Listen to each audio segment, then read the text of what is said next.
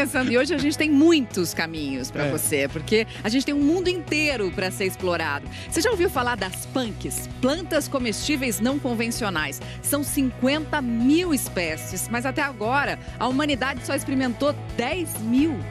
Isso aqui é shiso, um tempero oriental maravilhoso.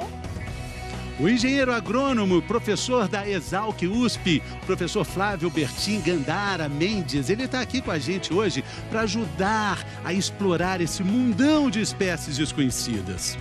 A gente tem coisas frescas e a gente tem acesso, inclusive, a verduras, temperos que não existem comercialmente. A nutricionista Raquel Francischi também está com a gente e vai explicar por que comer alimentos diferentes, sair do cardápio tradicional, pode fazer tão bem para a nossa saúde. E ouviu falar no tereré? Parece chimarrão, né? Mas é gelado e é bom para reunir os amigos? Tereré é isso, né? Compartilhar, confraternizar. Tomar até fazer um barulhinho, aí você sabe que acabou a água. Agora conta pra gente, o seu fogão parece uma máquina de fazer cópias? O seu cardápio é igual todo santo dia? Faz assim a mesma coisa sempre, sempre? Olha, então tá na hora de você conhecer as punks. Valéria Almeida vai mostrar pra gente. Quanto mais alimentos naturais e diversificados a gente come, mais agradecido e saudável fica o nosso corpo. E quanto menos adição de substâncias químicas, melhor. Aqui em São Paulo, o cultivo de bons alimentos em hortas comunitárias tem ganhado cada vez mais adeptos. Elas podem até ter cercas e portões como esse daqui, mas é só para proteger dos animais. Todo mundo é bem-vindo para trabalhar e para colher. A ideia de uma horta comunitária na cidade é reaproximar as pessoas da origem dos alimentos. A maioria das pessoas hoje em dia que nasceu e cresceu na cidade não tem ideia de como é uma couve no pé dela mesmo, né? De hoje, vamos ler aqui, a Milene mandou pra gente. Punk é nutrição na mesa de quem não tem condição de fazer uma feira ou ir ao supermercado. Parabéns pela escolha do tema. Plantas alimentícias não convencionais, não é, professor? A gente acha que isso está muito distante da gente, afinal elas não são convencionais, mas a gente chega na feira e pode descobrir alguma coisa por lá, né? Com certeza. O que predomina na feira são poucas espécies, mas a gente tem outras oportunidades de usá-las. Fazendo essa pergunta para o feirante, pode ser um início de conhecimento? Com certeza. Você procurar outras coisas. Tem de diferente hoje. E aí ele pode te apresentar algumas coisas, né? Sim, sim. E o comprador também pode pedir para ele trazer outras coisas também. Né? Porque de fato ele tem acesso, né? Sim, sim. Porque o número é impressionante, né? O número que a gente vai trabalhar com ele hoje. É altíssimo, altíssimo. Olha, 50 mil espécies comestíveis, estão falando do mundo. Assim, isso é um dado mundial. Exato, muitas espécies de plantas que podem ser comidas, né? Porém, somente 10 mil já foram comidas em algum momento da história da humanidade, efetivamente, né? Então a gente tem uma base alimentar mais restrita, né? E dessas 10 mil, apenas 20 são consumidas efetivamente no mundo todo, né?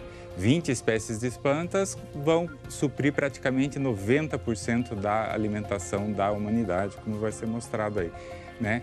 O que faz com que a nossa alimentação seja muito homogênea, né? Muito pouco variada, né? É igual às mesmas plantas do mundo inteiro e isso é uma pena, porque nós temos uma diversidade tão grande de espécies que a gente podia utilizar. Vamos começar a mudar isso hoje, professor. Com certeza. Mudar o cardápio repetido de todo dia, né? Porque muitas vezes o nosso cardápio parece que a gente está colocando ele assim numa máquina copiadora e manda bala. Começa a fazer cópia e não para nunca mais, Raquel. Só que isso aqui traz sérios riscos para a nossa saúde, inclusive, né? A dieta muito monótona, Mariana, é um grande problema de saúde pública. Basicamente, 2/3 das calorias do mundo dependem de 3 cereais: arroz, trigo e milho. 2/3 das calorias mundiais basicamente vem desses 3 alimentos. Arroz, trigo e milho. Isso. E uma dieta muito monótona tem basicamente 3 problemas. Primeiro, faltar alguma vitamina, algum mineral, porque se a gente sempre come a mesma coisa, o risco da deficiência é maior. A gente sempre fala aqui no Bem-Estar, né? Varia a alimentação, mas a gente repete muito, né? Exatamente. Segundo grande problema, se você come sempre a mesma coisa, o risco de você comer excessos de alguns nutrientes nutrientes é muito maior, né? Especialmente excessos do quê? Sal, açúcar, gordura e todos os problemas das doenças crônicas que a gente sempre conversa. E esse cardápio repetido e meio sem graça, que fica até meio branco e preto, assim, tudo copiado. Arroz, feijão, alface, tomate, cenoura, sempre... Até que isso aqui tá relativamente colorido, né? Se a gente pensa só trigo, milho e arroz, fica aquela cor amarela pálida. Só isso. Isso leva a mais compulsão alimentar e a desejo de comidas mais gordurosas? Especialmente alimentos ricos em sal, ricos em gordura, ricos em açúcar, que tem uma crocância, são extremamente palatáveis, né? Muito gostosos.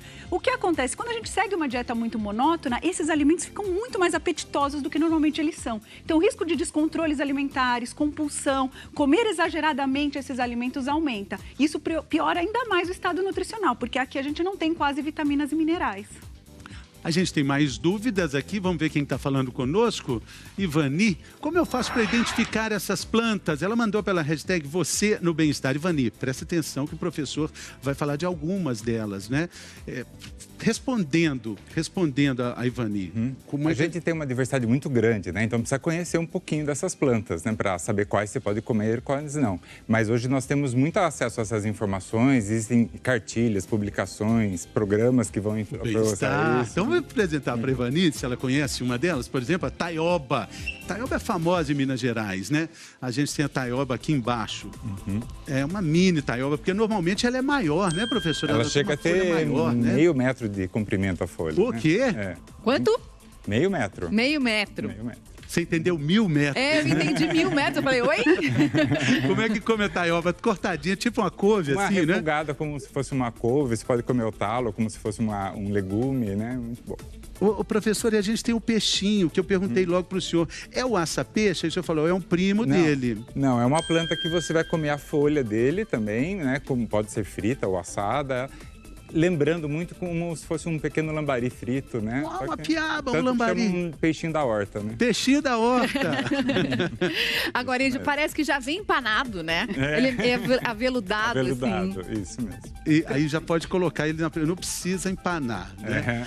Vamos pro Ora Pronobis também. Cadê? Olha, Ora Pronobis é uma planta já nativa do Brasil, que em algumas regiões já é muito consumida, como em Minas Gerais, por exemplo, riquíssima em proteínas, em ferro. Fabulosa, você pode comer a folha, a flor, o fruto, ela é toda comestível, né? Muito interessante essa planta.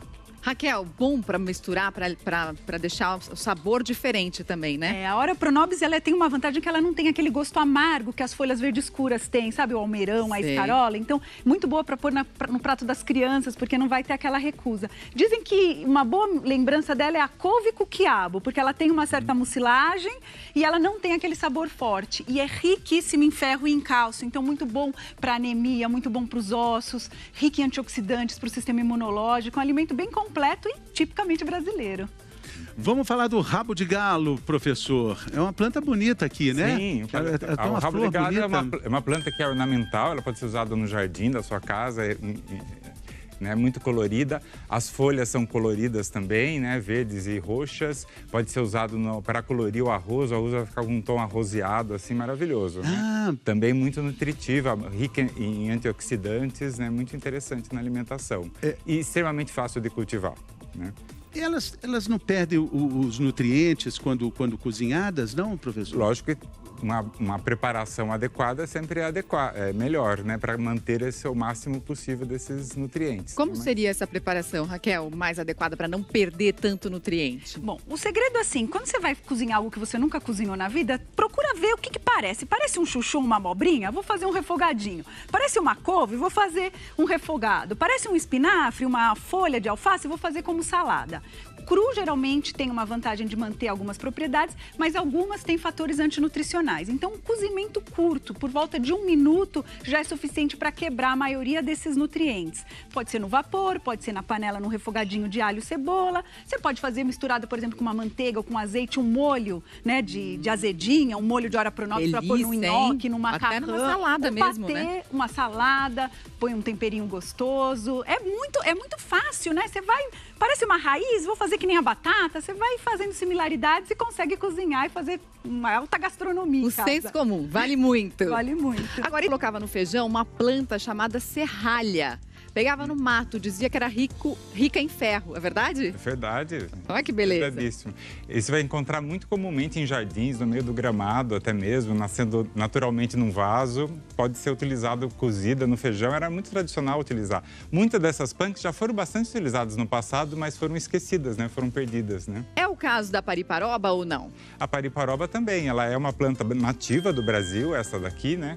Tem folhas grandes que podem ser utilizadas refogadas. Por exemplo, no tradicional prato árabe, que é o charuto, né? Que é feito tradicionalmente com folhas de uva, você pode usar com folha de pariparoba. Fazer um charutinho com pariparoba. Exatamente. E physalis?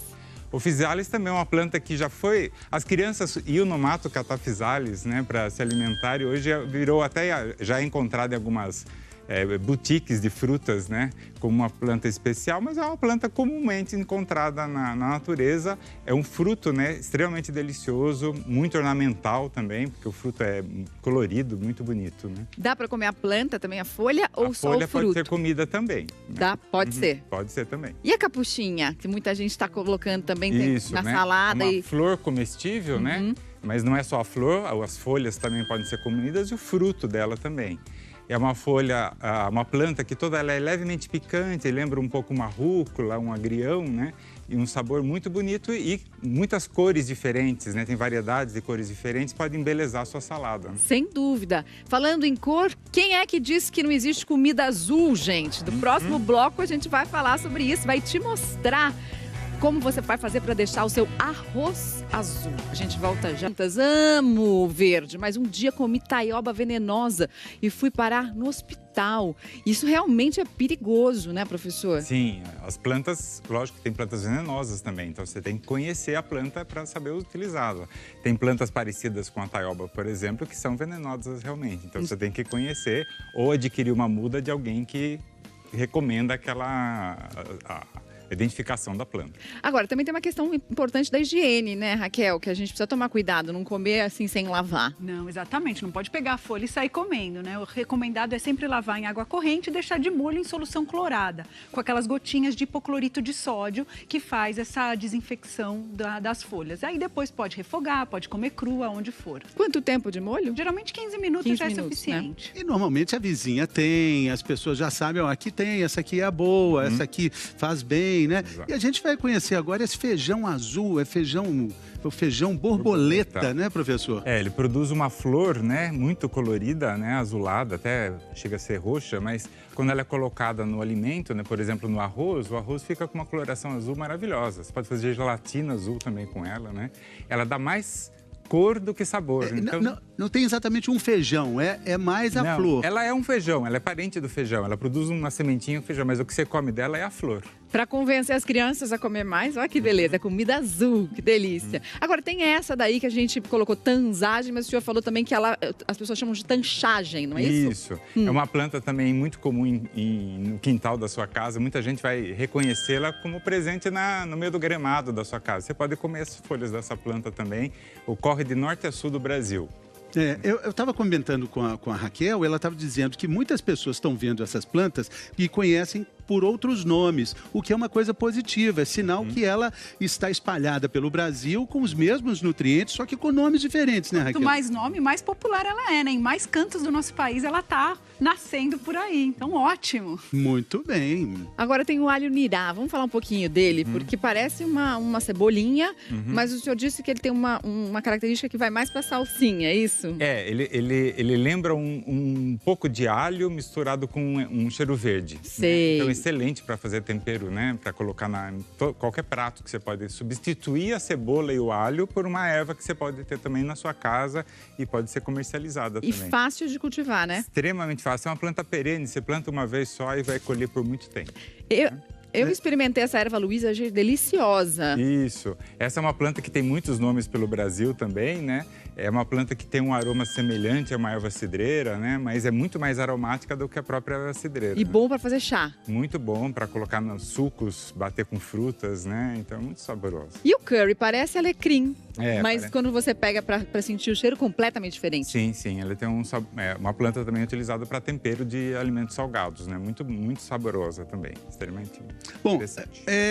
eu queria falar que o senhor disse que é também mato, porque a gente mostrou ali, tem o trevinho que está junto, vamos ver se dá para mostrar, junto com a taioba, tem o trevinho, que é um mato. Aí o professor falou assim, mas muitas aqui são mato e a gente não dá valor. A erva jabuti é um exemplo.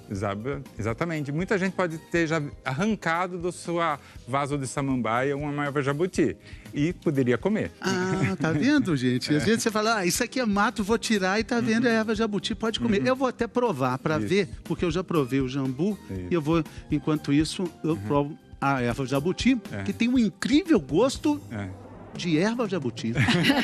Impressionante. Muito bom. É gostoso mesmo. Bom, com isso, a gente fica por aqui. A semana está só começando e o mundo inteiro para ser descoberto. 50 mil exemplares de planta.